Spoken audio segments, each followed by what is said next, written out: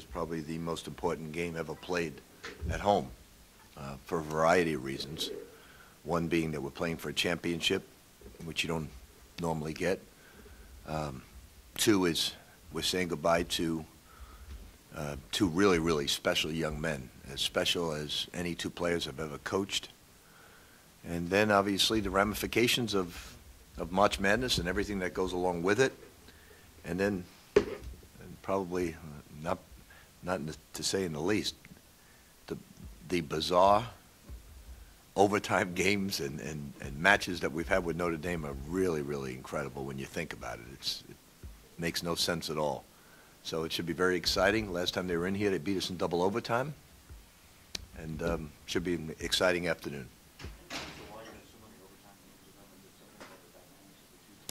You know, they have the ability to make tough shots. I mean, what they did in those, here we were playing great defense, everything was going along, and they weren't shooting particularly well, and then all of a sudden they're making shots that they can pull out of nowhere. So they've always had that ability. They shoot the ball great, they pass the ball great. They're very difficult to defend because they'll run sometimes pure motion, and it's tough to choreograph your defense against that. So they're a lot of fun to play against. We have we have developed a great rivalry with Notre Dame and Syracuse, where it's a very respectful rivalry. You know, the players get along, the coaches get along, and they're always fun games, passionate games.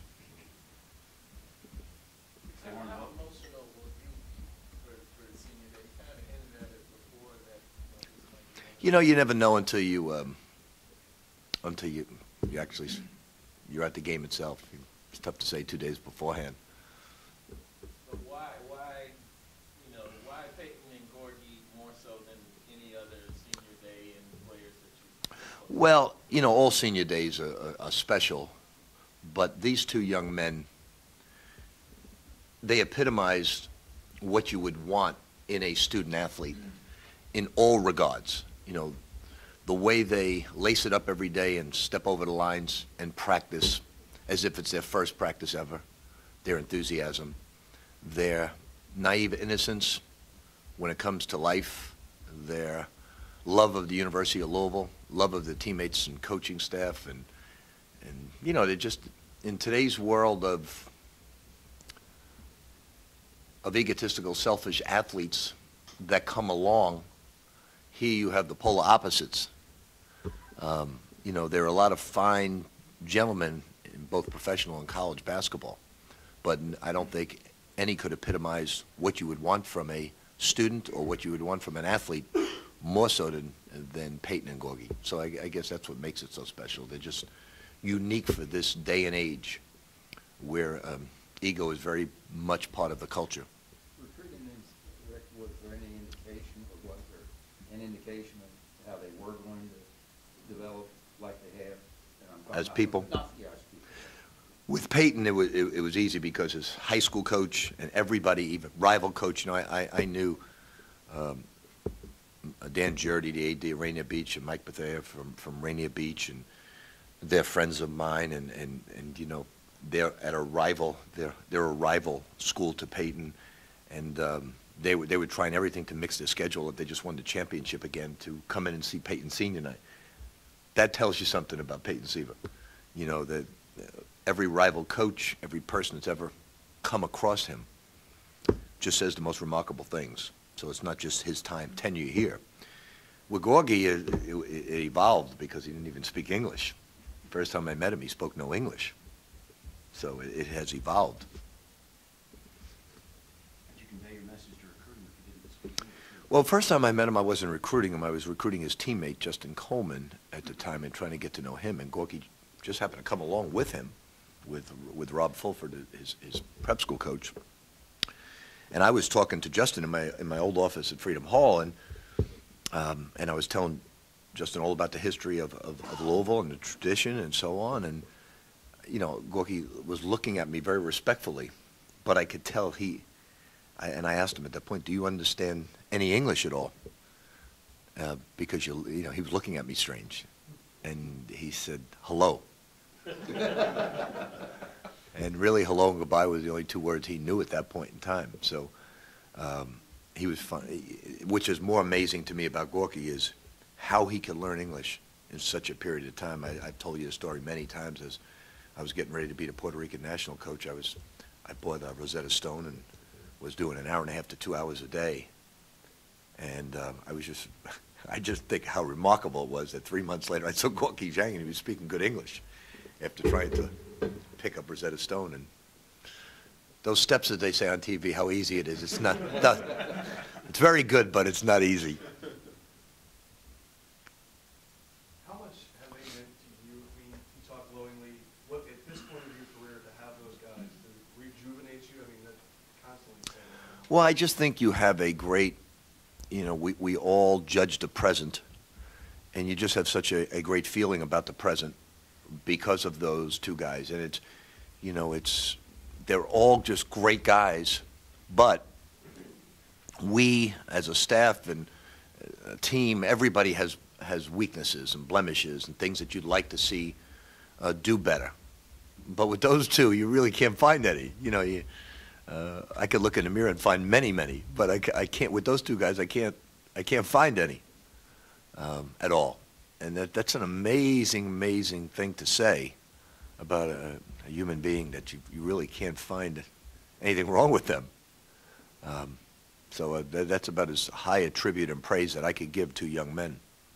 You mentioned all the different factors that make it an important game. Also, the last regular season Big East game for you, as opposed to all the crazy things that have happened with this league in the last few weeks, and the breakup of it, to not just play your last game, but also to have a chance to win the last title.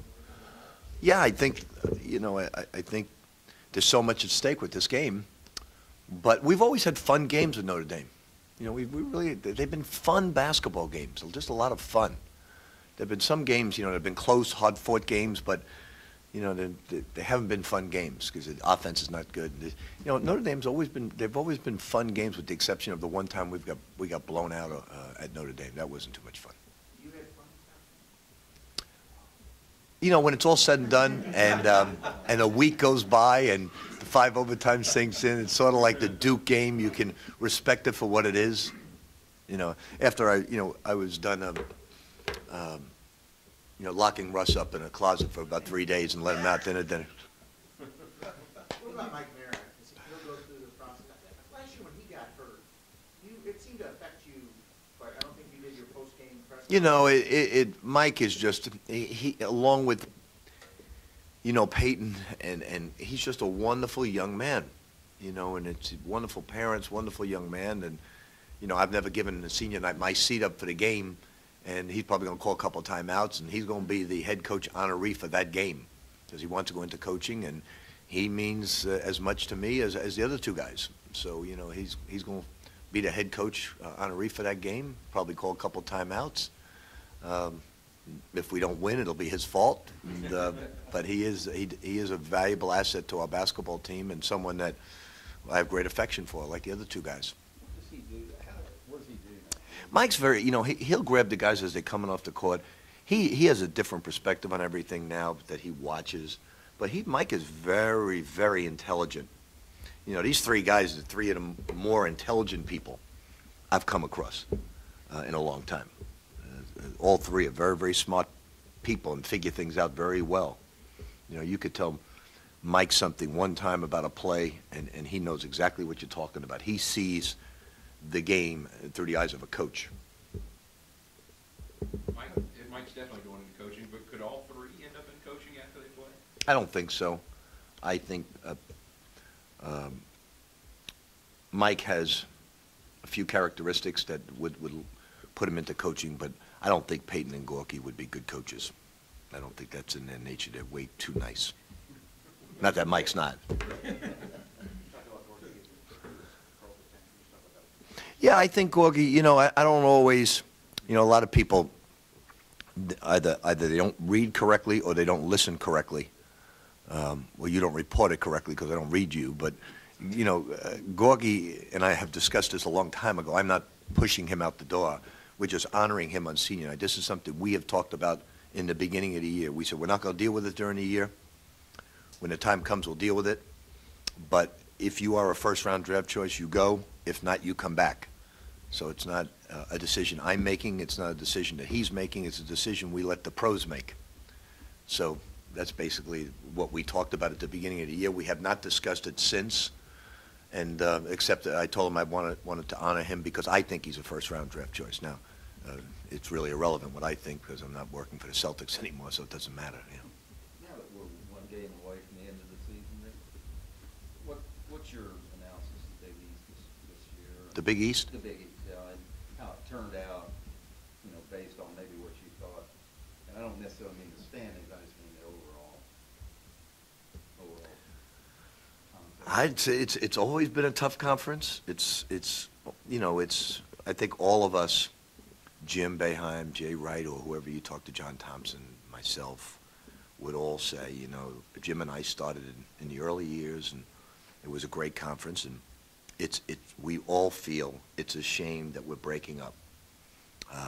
But it's the last time in the Garden. We have more people from Louisville going down to the Big East than ever before. You can't get a ticket. This game is the toughest ticket in the history of our basketball program. So, you know, it means so much, and a piece of history leaves us all. I was speaking to Danny Gavitt about it the other day after the game, how sad it was to come to an end that one of the greatest basketball conferences will break up. But this is, you know, it's all about money. We know it. But everybody's transparent about it, so that's why there's nothing wrong with it, because everybody knows it's about money. Is the Big East tournament shaping up as kind of a mini NCAA in the sense that, you know, who knows what might happen? Well, I can see a lot of different teams winning it. You know, you could see Providence and Villanova winning it.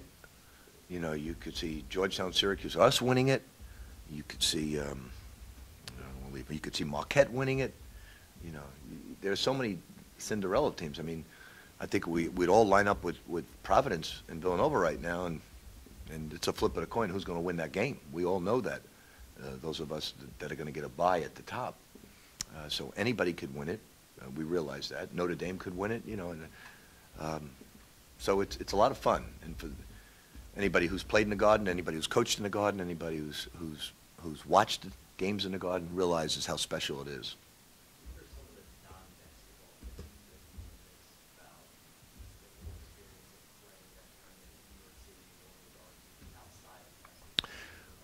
Well, for me, remember, I grew up 7 streets from Madison Square Garden. I still live in the city. I still have an apartment in the city.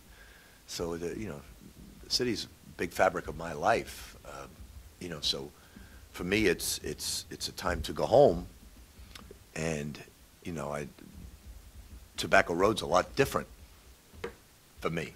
You know, it's I know every nook and cranny about New York City. You know.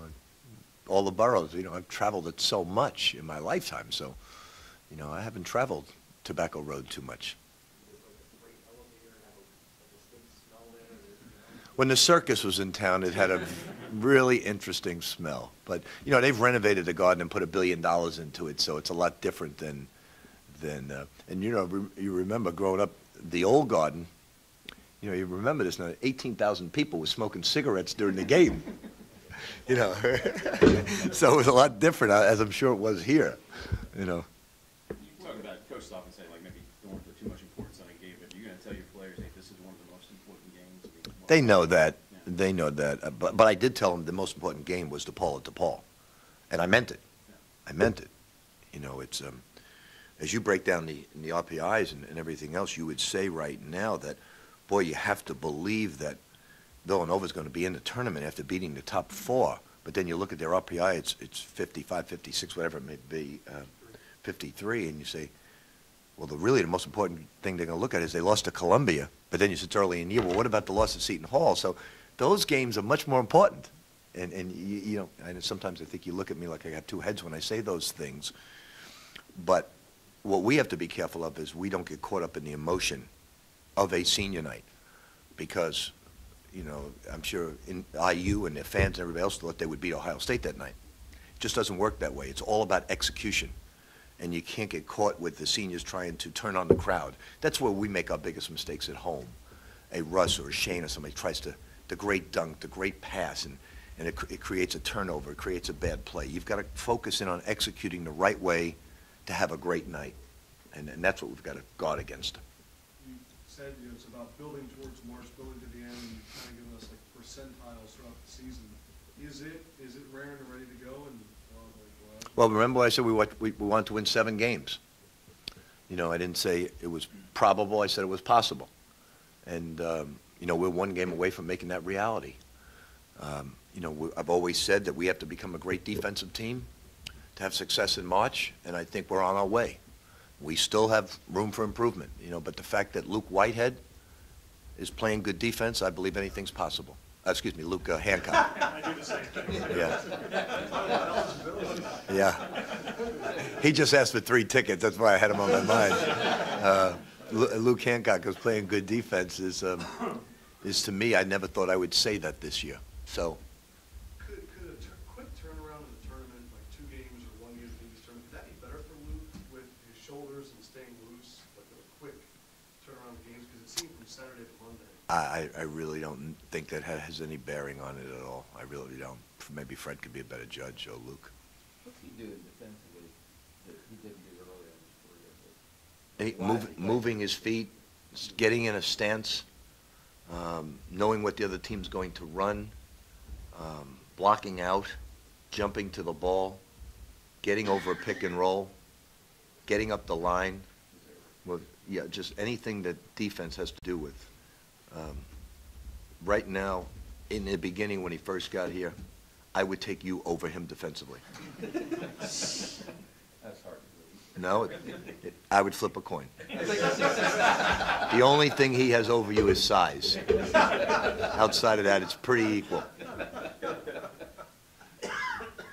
much did last year, like the end of last season, when you told the guys they were going to win the Big East tournament, and how much did any of that play into this year when you said you want to go 7-0, that they would just automatically buy in and, you know, you guys would be at this point in the position of accomplishing? I think players, this generation really wants to believe anything positive. The message is positive. They want to believe, you know, and more so than any other. There's no doubters amongst this young age. If you go up to a guy who you would think probably has a modest chance of playing in the NBA and said, I really believe you're going to get there someday, no question is he wants to believe. It's just signs of this culture, and I think our guys want to believe, and definitely bought in that they could go 7-0. Whoever brought you the idea first, what was your reaction when you heard about the whole sleeves thing? The whole what? I'm sorry. Sleeves and for the Big East tournament, the NCAA tournament, those new uniforms. Camouflage.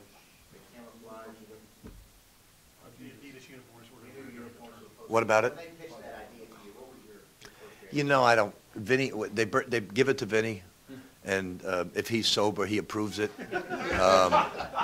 If he's not, he'll bring it to me.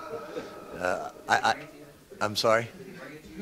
He brought it into the Adidas has, and I'm really low maintenance when it comes to that. Anytime a shoe company pays a university a lot of money, as long as it's, to me, something the players wouldn't like, and our players loved the infrared last year, loved them.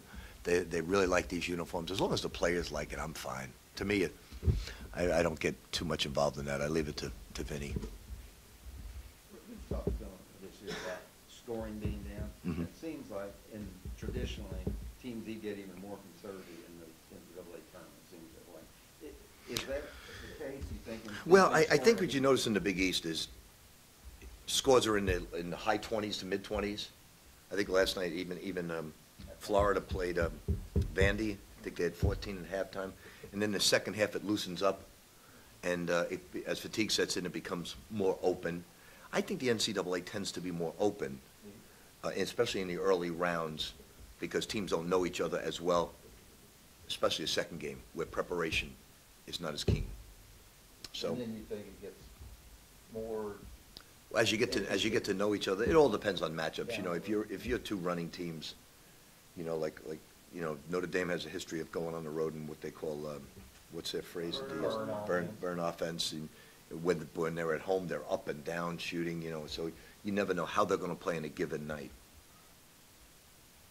Statistically, this year's defense is very similar to last year's in terms of rankings, national rankings. Do you compare those two? Do they compare favorably? You think they, I mean, number 2 in steals, and number 1 in division. what were we last year? Efficiency. Pretty similar, top 5 in several categories. In steals? Yeah. I mean, do you think this year's as good defensively as last year? Oh, I don't think there's any comparison between last year's team and this year's team defensively. I mean, last year's team, we played all matchup zone and try to confuse people. This team's a high-pressure team, and I think we turned the ball over too much last year. So, you know, it's like anything else. If you're a good defensive team, then you got to realize that, let's look at your offense.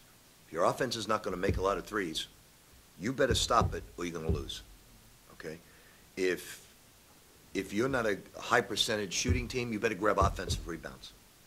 So the correlation to offense and defense is very, very important. And looking at last year's team, I think we were very good mentally. I thought we were a bad closeout team, bad blockout team. I think this team is far more advanced last year. Now, we don't shoot the ball as well as we did last year. We score the ball better. Don't turn the ball over as much. Much more efficient, but we don't shoot it as well. There's a big article in ESPN about Billy Donovan and how he uses that defensive efficiency rating. Do you use that like he does, and have you talked to him about it? We have our own statistical data, and every system, data is only important to your system. You know, you may have a Pomeroy system or whatever system you may use, but it may not correlate to what you're teaching and what you're using.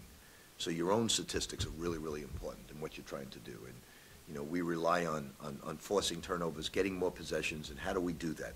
How are we going to create more possessions when we realize we're not a knockdown outside shooting team? So when you evaluate how your team's playing, are those the stats you look at first?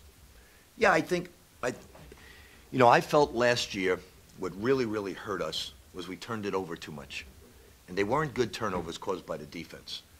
So we really focused in on that this year in protecting the basketball. And we really focused in on offensive rebounding. We really focused on getting to the foul line. And we've done a good job in those areas. Defensively, we wanted to play much more man-to-man, and we've done that. We wanted to sprinkle in some mixed defenses. We wanted to press more on the ball. And we got a lot accomplished that we wanted to get accomplished this year. Now, we're also getting really good play out of Luke Hancock, Stephen Van Treese, Montrezl Harrell, you know, Kevin Ware now, guys coming in off the bench that weren't necessarily major factors for one reason or another earlier in the year. And now we're getting that. That means our starters are well rested. You know, when we go on the road to Syracuse, a pivotal game, and our best player and leader is not on the court, that speaks volumes for what the other players are all about. I think Peyton Siva might have been one of the more outside of the locker room discussed and evaluated players from fans, but he's going to leave second in assists, probably first in steals all time. How should maybe he be remembered as a basketball player? I mean, When you say as most discussed, I don't.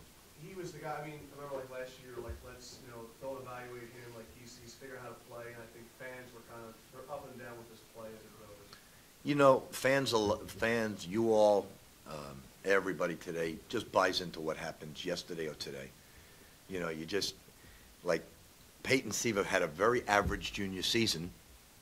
At the end, Big East MVP, tournament time, great basketball player.